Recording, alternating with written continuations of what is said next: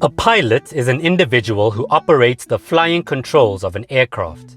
Today I'm going to explain how you can become a pilot in South Africa. Welcome to Brilliant Academic, the channel where we cover all things related to careers and academics. Student Pilot License. The journey to take into the skies begins with gaining a student pilot license. Here are the requirements to get an SPL. You must be at least 16 years old.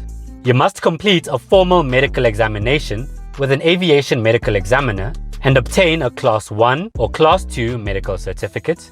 You must hold an ICAO language proficiency certificate. You must have completed an aircraft technical. You must have completed an air law exam. You need a copy of your ID or passport, and you need 2 passport size photos.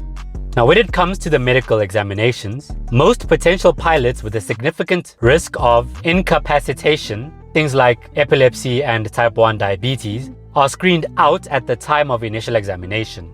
Internationally, the civil aviation authorities permit airmen with certain medical conditions to be medically certified, provided that such conditions do not compromise aviation safety. Applicants wishing to obtain a flying license are required by law to hold a valid medical certificate, appropriate for their duties. There are 4 classes of medical certificate holders. Class 1 for airline transport and commercial pilots. Class 2 for private pilots, student pilots, and cabin crew. Class 3 for traffic controllers. And Class 4 for a range of recreational pilots such as microlights and air balloons. When it comes to the language proficiency certificate, the ICAO language proficiency requirements were developed to address the safety concern raised by accidents and incidents in which communication played a key role. ICAO stands for International Civil Aviation Organization. 6 language proficiency skills are tested. They include pronunciation, structure, vocabulary, fluency, comprehension, and interactions. The air law exam is usually one of the first exams taken by student pilots, as it is generally required to be passed before the first solo flight. Private pilot's license. This qualification allows you to be a pilot in command, PIC, of an aircraft. This is a globally recognized pilot's license that enables you to fly an aircraft for pleasure or business, with friends or family. You may not, however, fly at night or for remuneration.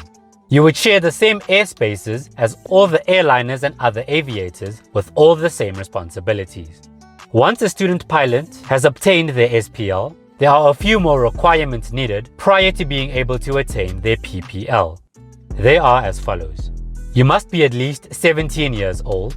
You must have a valid student pilot license. You must hold a restricted or general radio telephony certificate. You must have completed 8 PPL exams. And you must accumulate 45 hours total flight time by the end of the course. Now, when it comes to the radio telephony certificate, before a candidate can obtain any sort of pilot's license, be it for aeroplanes, helicopters, gliders, or even to fly drones, the student pilot must pass an online examination at a Civil Aviation Authority-approved test center and a practical skills test in radio procedures with a designated radio examiner. The emphasis for the restricted radio telephony certificate is a good general knowledge of the rules and procedures governing visual flying, that is, visual flight rules. A pilot who subsequently wishes to progress to a commercial license, which we'll discuss later, or instrument rating, or to fly drones beyond visual line of sight, must pass the online examination for the General Radio Telephony Certificate. This requires a deeper knowledge of the ATC system, its procedures, and certain technical aspects of an aircraft's electrical, communications, and navigational systems. When it comes to the PPL exams, these exams will test the knowledge on engines and airframes, meteorology, air law, navigation, human performance, flight planning, restricted radio, and principles of flight. When it comes to the 45 hours of total flight time, the 45 hours must include a minimum of 25 dual hours, that is with an instructor, a minimum of 15 solo hours as PIC, and a minimum of 5 hours cross-country as PIC. If you're finding this video informative so far, hit the like button. If you'd like to see more content like this, feel free to subscribe. Night rating. This is an additional course that works hand in hand with your PPL. Air law states that 15 minutes before sunrise and 15 minutes after sunset, you may fly with your PPL. A night rating enables you to fly at any time, day or night.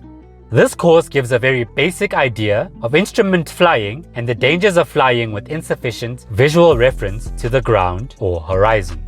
There is only one exam for this part of training, and once completed, you may fly at night. You will start some of the training for night flying in a simulator and then in an actual aircraft at a later stage. The requirements for night rating. You must hold a valid student pilot license on an integrated course or hold a valid private pilot license. You must have 5 hours of theoretical training. You must have 10 hours dual instrument flight instruction, 5 hours of which must have been completed in an approved FSTD. You must have completed 5 takeoffs and landings at night, and night cross-country of at least 150 nm and including 2 full-stop landings at different aerodromes. Commercial pilot license. This is a flight license that enables you to fly for remuneration. You would have completed your full instrument rating, which would enable you to fly the aircraft with reference to the instruments only. By now, you would also have done your multi-engine rating.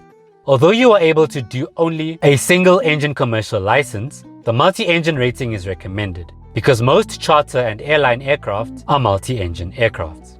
This part of training is more advanced and it includes hour building and instrument rating. Training duration is typically 12 to 18 months depending on the completion of exams. The requirements are as follows. You must be 18 years or older. You must hold a valid Class 1 medical certificate. You must hold a valid General Certificate of Proficiency in Radio Telephony. You must hold a valid private pilot license. You must hold a night rating. You must show proof of English language proficiency. You must have passed the theoretical knowledge exam.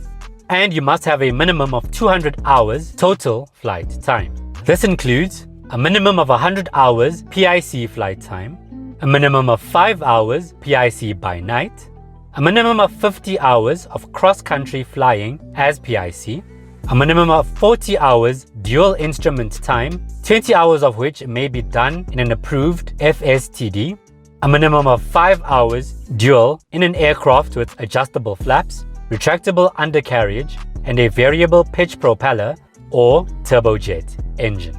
Click here to find out how you can become a medical doctor. That's it, you guys. Thanks for watching. Do check out my other videos. And as always, Mischief Managed.